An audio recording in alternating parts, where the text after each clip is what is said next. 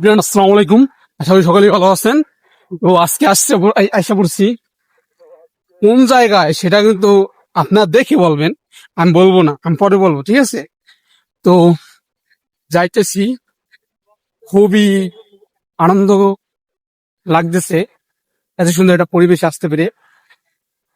তো আমি খুবই হ্যাপি।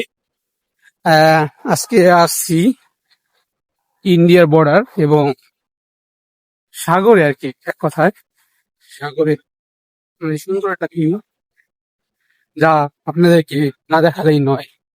তো সাথে থাকুক, দেখাচ্ছি।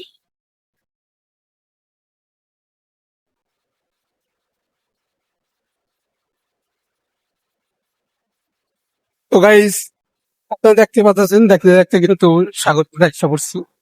তো এখন সাগরের যে একটা স্রোত, সেটা আপনাদেরকে দেখাবো।